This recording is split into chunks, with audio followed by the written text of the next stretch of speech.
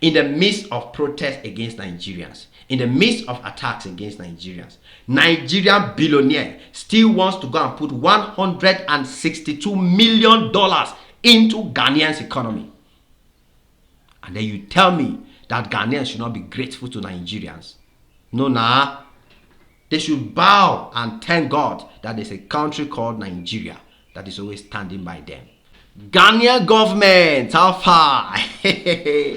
Ghanaians una go choku, una go choku. Now me they tell now, and they tell now say Ghana cannot survive without Nigeria. Una go they argue.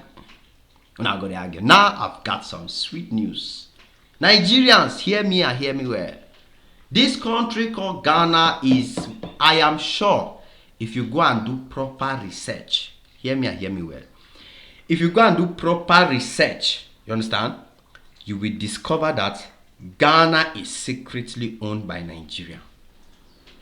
You understand? Ghana is secretly a property listed under Nigeria, just like South Africa is a company in America, where people, any American can go and buy shares, any American can go and invest, any American can go and buy property, do whatever they want.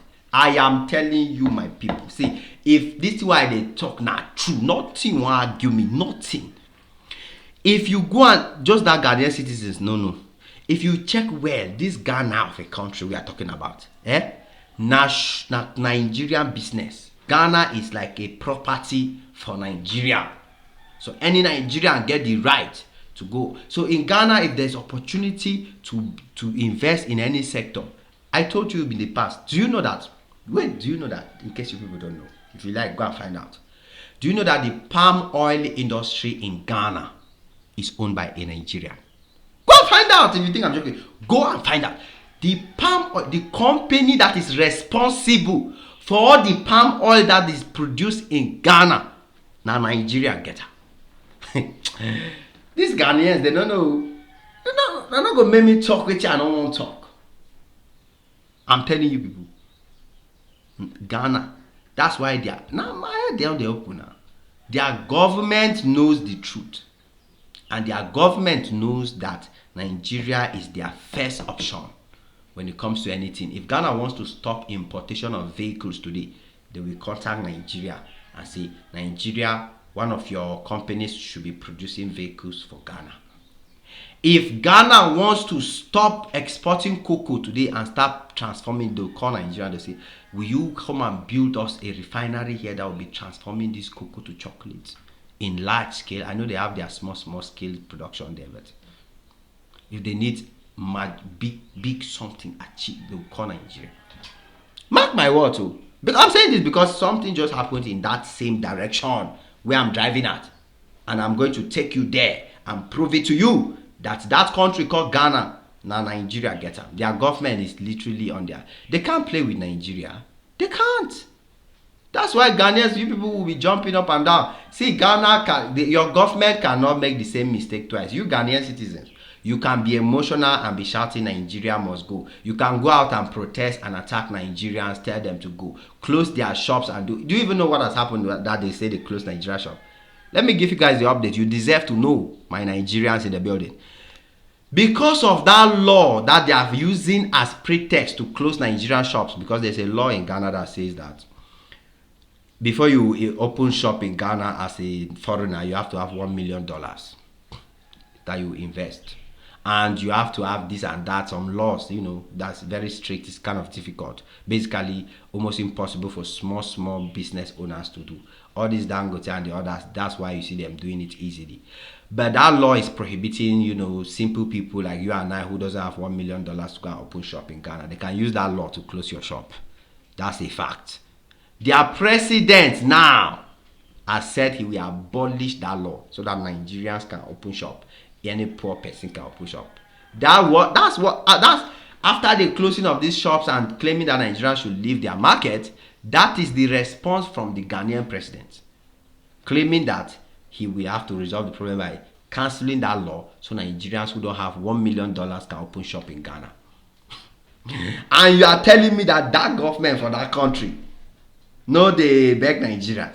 No, no, because when I say Ghanaian government begging Nigerians, some of you now will be saying, beg Nigeria. Okay. Government for Ghana, they beg Nigerians. I not go tell na 2 times. I will say it with audacity. How can you people, people will protesting, maybe people pursue people come out. You go say, no, I will remove the law that is prohibiting the people from opening shops so that they can be able to open their shop. That will not be begging. I'm begging. So that's another example. That is another example. But I have more. And the one that brought me to do this video is the one I want to share with you. So that you will clearly see that, Jim, what you're saying is the truth. Now, this president of Ghana, John Mahama, is a very good man.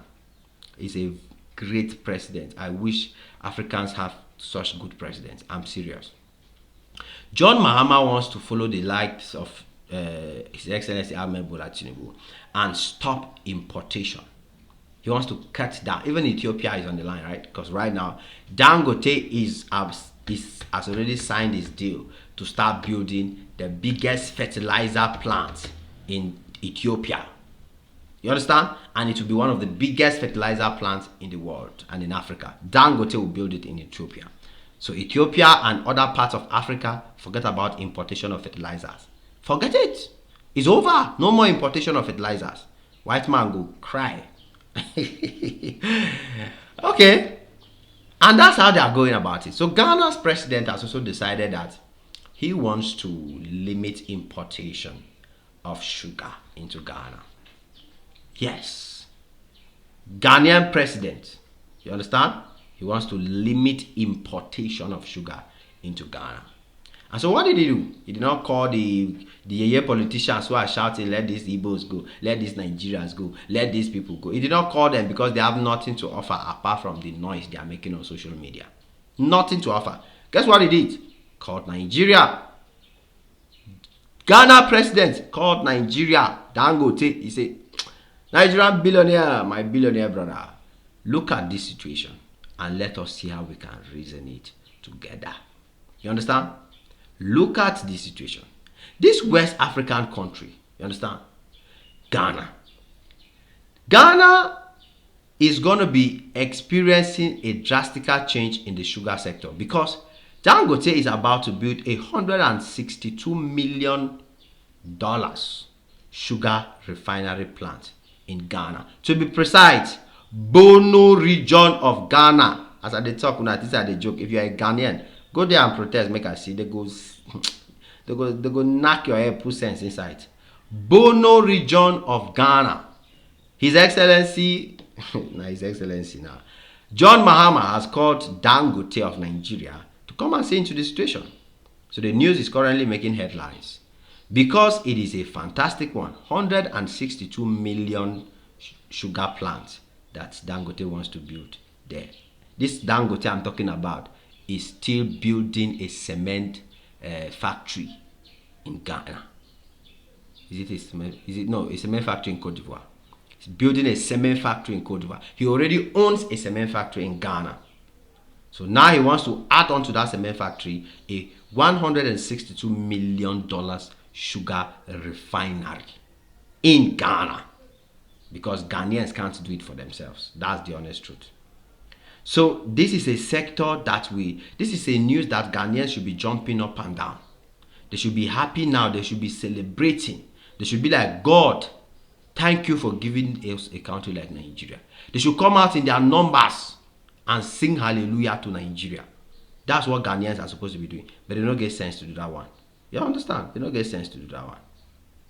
So that sector will receive thousands, hundreds of thousands of jobs. This now will boost farming of sugarcane because Dangote now will also get into sugarcane farming. And all the Ghanaians who are into sugarcane farming, oh, now money una go see now, plenty money, I'm telling you. You understand? So the agricultural economy in Ghana too will be transformed. The same way Nigeria's agricultural sector is getting transformed. So this industrialization will deliver a lot of changes for Ghanaians. As they are busy shouting, make Nigerians go, make Nigerians go. Their face be like people who no get sense. You understand? So when Africa's richest man, Alingo Dangote, announced these plans of this is sugar refinery in Borno State, the news immediately make headlines on the continent, because this is what freedom is about. This is what we call economic freedom. Yes. So Dangote has already identified that the sugar industry in Ghana has a lot of money and Ghana is still importing. So he wants to step in, fill in that gap and make Ghana great. That's in Nigeria. In the midst of Nigeria must go. In the midst of Nigerians should pack and leave Ghana. In the midst of protests against Nigerians. In the midst of attacks against Nigerians. Nigerian billionaire still wants to go and put $162 million into Ghanaians economy. And then you tell me that Ghanaians should not be grateful to Nigerians. No, nah. They should bow and thank God that there's a country called Nigeria that is always standing by them. It is what it is. Your boy Ajay Max here on this one again. Smash the like button, smash notification bell. Come back anytime you're free, cause there's always more beautiful and amazing videos just for you. God bless you all. Cheers.